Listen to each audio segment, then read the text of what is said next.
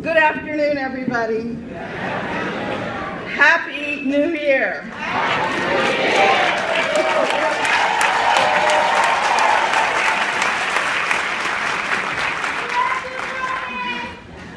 Senators Blumenthal and Murphy, Representative DeLauro, Governor Malloy, Lieutenant Governor Wyman, Attorney General Jepsen, Secretary of the State Merrill, Treasurer Napier, Controller Limbaugh, President Pro Tem of the Senate Don E. Williams Jr. and Majority Leader of the Senate Martin Looney, to the greatest delegation in the General Assembly, no matter who sits there, the members of the New Haven delegation, to the members of the Board of Alders and other distinguished New Haven residents and honored guests, to friends, neighbors, and to be sure, Dajana, Jamil, and Matthew.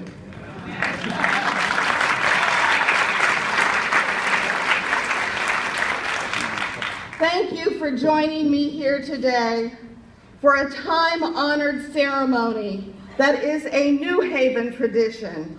This event brings to a close a truly remarkable year in our city.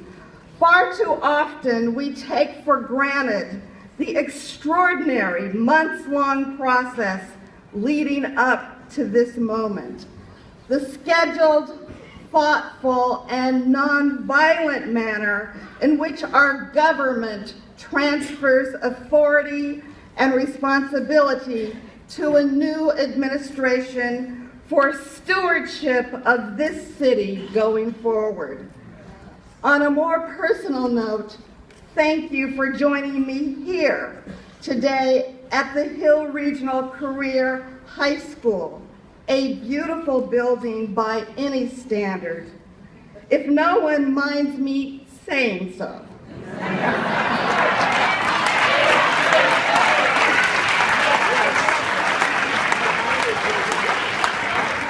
This school has special meaning for our family. The building was designed by my late husband, Wendell Harp.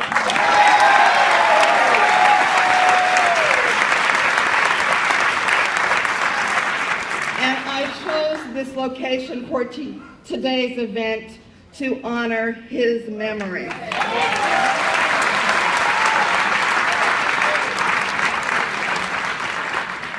I would also like to acknowledge the women who did such an extraordinary job in organizing today's ceremony. Karen DeBose Walton and Jeanette Parker. And the members of their wonderful committee. Give them a hand, would you please?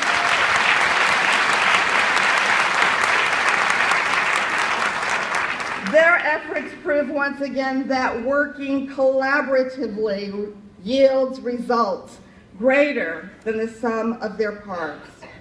The electoral process here in New Haven prompted the participation of thousands of residents, many for the first time, with their robust ideas and great passion for our city. I am grateful for the enthusiastic involvement of so many residents and welcome their continuing engagement. It is my intention to consider ideas and harvest passion for our city from all corners of our community in the term ahead.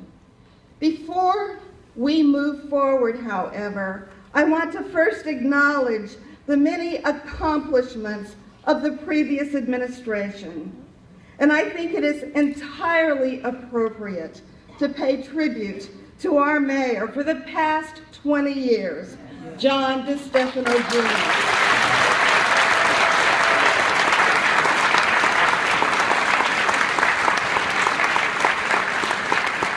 Any new administration at every level of government stands on the shoulders of the previous administration and works to build on its accomplishments. With that in mind, I want to personally extend my thanks for your commitment, steadfast dedication, and achievements over the past 10 terms. In a similar fashion, now looking ahead, I want to acknowledge all the members of the new Board of Alders and our city clerk.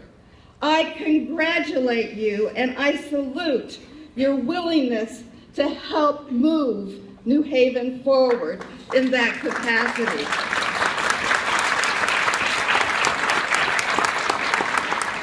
There can be no weak link in the chain of responsibility extending to each and every resident. Each of you alders is that link to the residents of your ward. I am glad to have fallen in step with you for this next term, and I look forward to working with you to benefit the people of our great city. I am struck, as many others seem to be, by the manner in which circumstance presents itself at this crossroads in our city's history.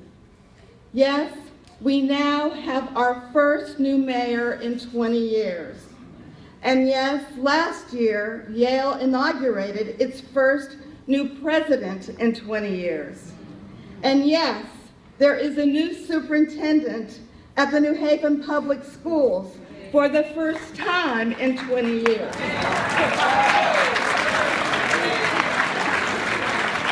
And yes, last year, the city celebrated 375 years since its founding.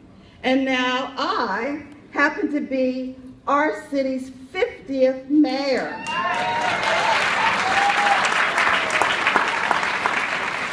With all credit to the voters in our city for their selection, I also happen to be the first woman in New Haven elected to serve in this position.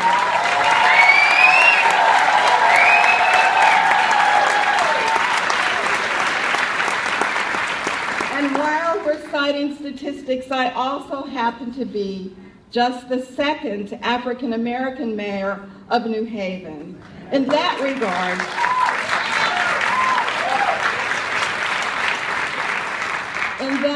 regard, we all stand on the shoulders of John C. Daniels, the first person of color to serve in this office now a generation ago. But I will tell you today, with all due respect for New Haven's extraordinary history, and with a nod to our city's notable place in American history, I am more excited about New Haven and its prospects for the next 2 years. This term ahead represents New Haven's unwritten history. None of us has ever been here before. And our collective potential is positively inspiring. You know, that admonition to campers and pioneers that they should leave only footprints after they blaze new trails. Well, I don't necessarily buy it. For us in New Haven, we're going to make an impression in the very near future.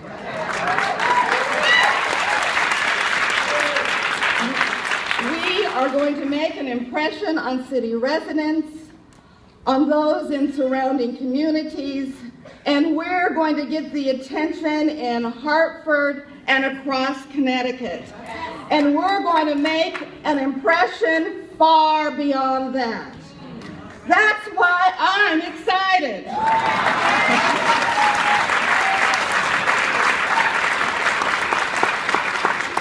It's great to see you here today, and that's why I'm glad we're together for this historic event. With that in mind, I also want to characterize this afternoon's proceedings as something of a dedication ceremony. As your new mayor, I am dedicated to the best and brightest future for New Haven. As mayor, I am dedicated to achieving that in policy areas that are distinct yet inseparably related. It's no secret that the best and brightest future for New Haven rests on its economy, the ability of residents to find jobs, and the availability of conscientious employees for employers. New Haven's prospects are positively dazzling. I won't rest in my efforts to broadcast the compelling story of our city's economic resurgence. New Haven boasts extraordinary projects already complete and others underway. These invite still more ideas, innovation, and investment as we move New Haven forward. Foremost on a long list of impressive facts about our city, and I think it is important that we think about what it is we are. Oftentimes we think about what it is we are not. But today we're going to talk about what we are. Think about our city. Within 500 miles of New Haven, in other words, accessible in a day or two, businesses here have at their fingertips fully 1/3 of the United States economy and 2/3 of the Canadian economy. Proximity to that accumulation of capital readily translates into bright prospects for economic prosperity. Other export markets are also readily available by air and through our city's enviable deep water port. Completing New Haven's strategic and marketable location is its talented workforce. Local colleges and universities continuously yield a first-in-the-nation average level of educational attainment and per capita income. To an ever greater extent, these colleges and universities are working with private sector interests and entrepreneurs to compete globally with breakthroughs in manufacturing, new applications for technology, and advances almost daily in emerging bioscience and healthcare fields. Every single one of these attributes describes New Haven in terms of its talent pool, prospects for innovation, proximity to markets, and the availability to impact the world literally with our unique combination of these things. In many respects, New Haven is also the hub of Connecticut, with an extraordinary state stretched out to the west, north, and south. If it were a sovereign nation, Connecticut would rank 6th most productive in terms of gross domestic product per capita. Again, this has everything to do with the high quality of the state's workforce, with the 3rd most adults holding advanced degrees and the 6th highest number of scientists and engineers. Our state boasts the presence of top-tier employees. 14 Fortune 500 companies are Connecticut-based, and it ranks 1st and 2nd as a research and development hub. It's also important in terms of insurance and financial services. Beyond a prestigious corporate culture, Connecticut and New Haven each remain committed to small businesses. The state has top 10 rankings in venture capital closings and patents granted. All these rosy numbers add up to an upbeat economic forecast for New Haven and our state. There is ample evidence to support such optimism. Our physical location gives employers ready access to enviable pool for raw materials, other supplies, technical support, and markets necessary for success. My administration is dedicated to keeping employers here in New Haven and helping them thrive.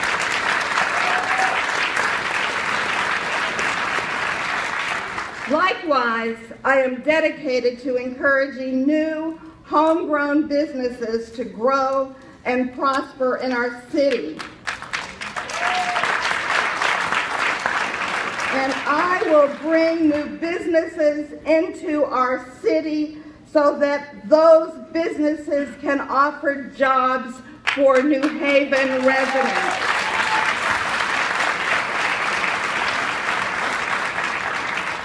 In order for us to keep business in New Haven and attract new employers, we must promote a safe, enjoyable, livable city in which to live and work.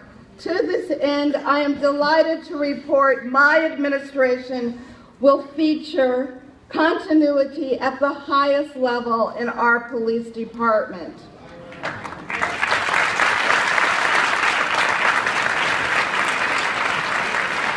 This is important because the chief and I share an ideology that puts crime prevention on equal footing with law enforcement.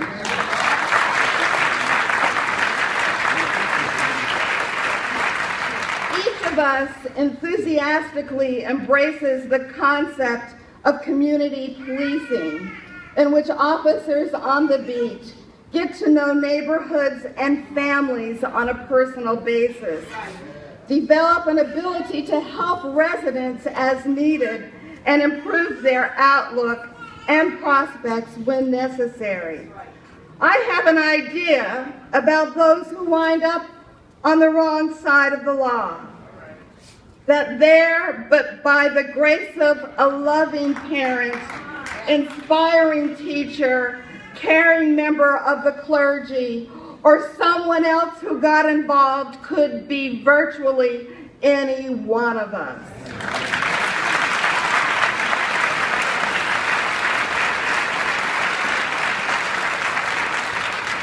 No first grade student, when asked what he or she wants to be when grown up, answers embezzler, drug dealer, or murderer.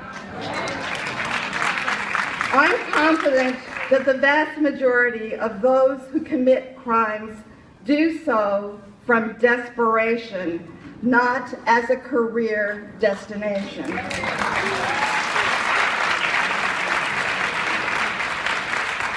Each of these people has a story, no matter how heinous or deplorable a crime might be. It's the behavior that's reprehensible, even abhorrent, and rarely the perpetrator. Today, there is good news in the promising results of community policing, that it can deter criminal behavior and that it can help with the rehabilitation and redemption afterwards should it occur. With a great deal of support, there can be a bright future for those who at one time might have seen limited options ahead of them. We want to intervene and help those who are beginning to despair so they choose a more sustainable path and reach a destination on the right side of the law. We intend to provide activities for young people. With the Board of Aldermen, I want to rebuild the Dixwell Q House.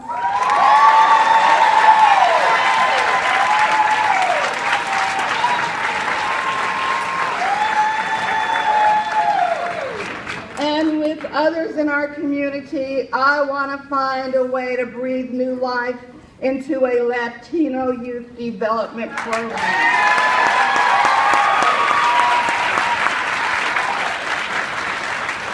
We will provide opportunities for adult residents so they are engaged and productive. And in terms of crime prevention and law enforcement, we intend to have feet on the street to know who's availing themselves of these opportunities and who is not. Please know, however, none of this should be thought of as anything like soft on crime. In fact, just the opposite is true. Community policing does not and will not compromise the community's safety. Amen.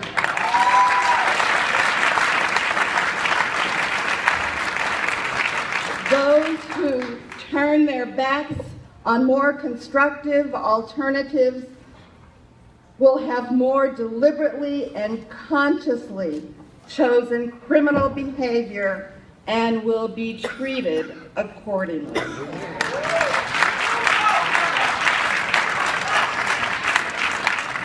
Another effective means of attracting jobs to New Haven and providing responsible workforce for employers will be the good health of its residents, our city's residents.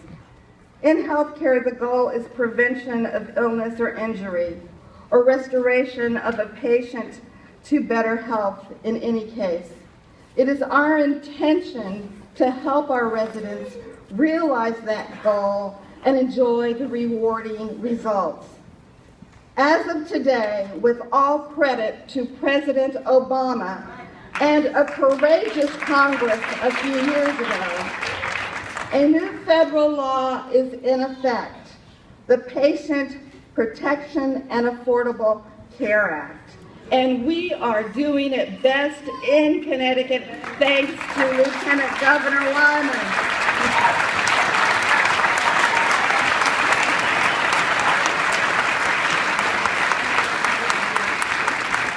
Its laudable objectives are to provide Americans with health insurance, patient protection, so preventative care, early detection, and early treatment lead to lower health care costs and ultimately affordable care. Today, I dedicate myself to these objectives for New Haven residents. In my mind, there's no excuse. It is, in fact, an egregious moral failure for residents to go without or be denied adequate health care while living figuratively across the street from one of the world's foremost medical centers.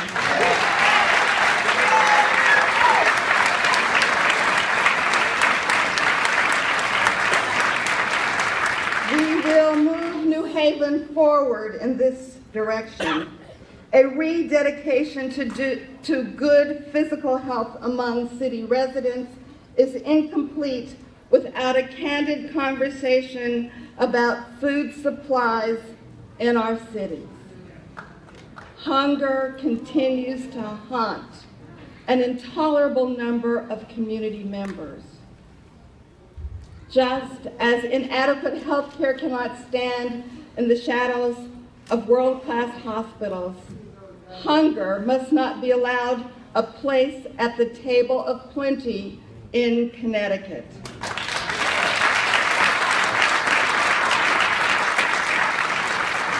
Tens of thousands of New Haven residents are in need of regular food subsidies and assistance.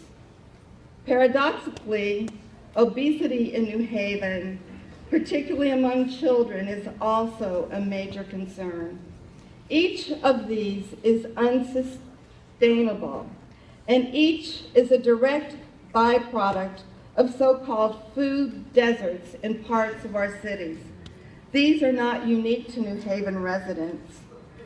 It occurs in many urban centers and neighborhoods that don't have access to fresh, affordable groceries and produce.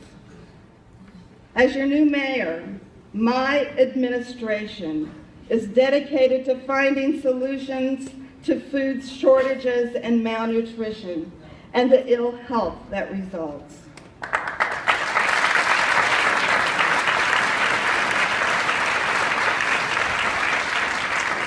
One important teaching opportunity with regard to diet and exercise and how nutrition figures into good health and illness prevention is provided through our public schools, to be sure.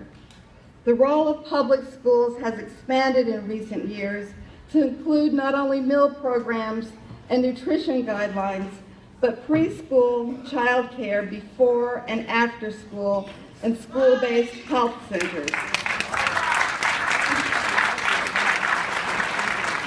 All this is in addition to the awesome responsibility of educating children, encouraging them to become lifelong learners, and then upon completion of their studies, graduating to become engaged and productive citizens. In New Haven's public schools, we will continue to build upon the supplemental roles of our public schools that we currently have. I embrace a seamless preschool through 12th grade public education system.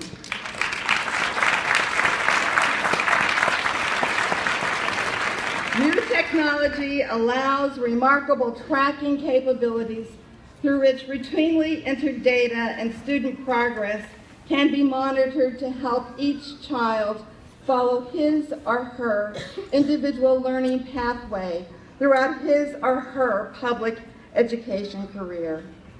Alongside the additional responsibilities schools now have, today's public school students have more options available to them.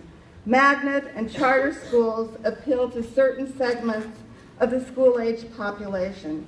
Vocational and technical schools also provide a viable means to successful careers. Along these lines, we are also dedicated to the concept of community schools in New Haven, in which educators take into account not only academics, but a child's health and social well-being. These schools access readily available local resources to help students learn, and doing so provide wholesale revitalization of the entire community with engagement of students, families, businesses, and service providers. Likewise, I envision a renewed emphasis on cultural sensitivity and foreign languages, given the undeniable need to function at a global marketplace level going forward. Beyond this, I am dedicated to a secondary school curriculum reform to include greater emphasis on STEM, science, technology, engineering, and math.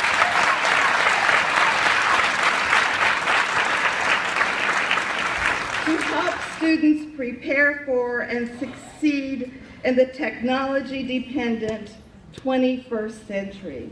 We are keenly aware that in order for New Haven students to succeed, they require computer skills and familiarity to be conversant and conduct business using cutting-edge technology. To that end, I will engage our public library system in an effort to increase accessibility to that technology.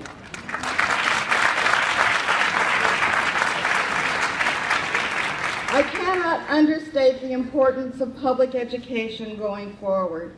We must shape and inspire students today who will comprise tomorrow's workforce, because that will have direct bearing on New Haven's ability to attract investment, innovation, and employers. And all that will have direct bearing on our local economy for the long term. To highlight policy initiatives in public safety, public health, and public education is to underscore how they provide the foundation for economic growth and a robust New Haven economy. But please don't think for a moment our economic development strategy is limited to these matters.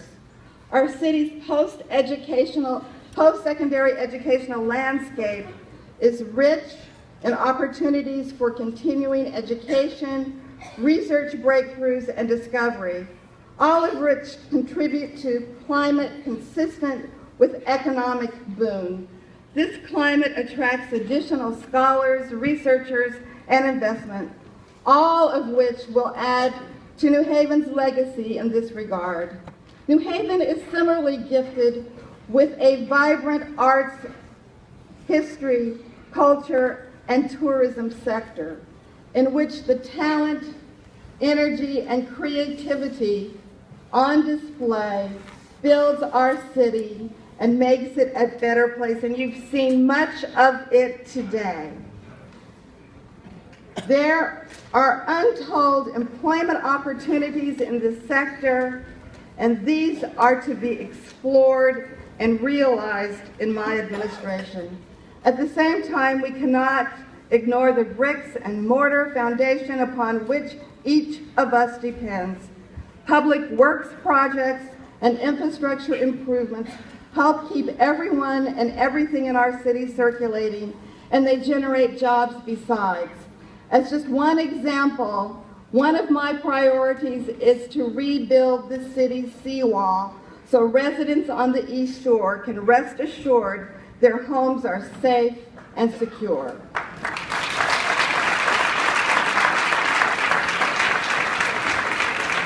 As you have heard, there is a great deal of work ahead of us.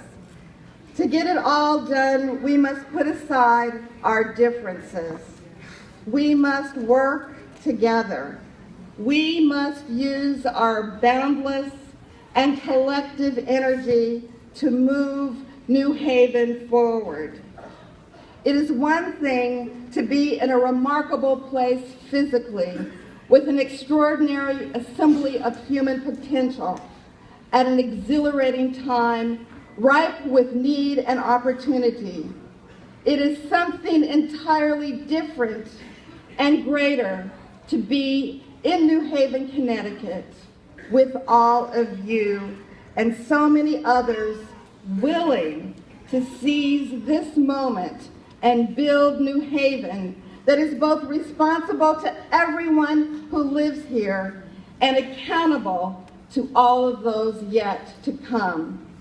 I accept the responsibility for New Haven as its new mayor, and I acknowledge the challenges we face in our community. Far more importantly, I embrace our collective potential to meet those challenges, and I cherish the opportunity we have starting today to build a New Haven with its best and brightest days ahead. I want to thank all of you for this great opportunity, and I also want to thank you in advance for your personal energy, for your commitment to this town, so that we can together move New Haven forward. Thank you very much indeed.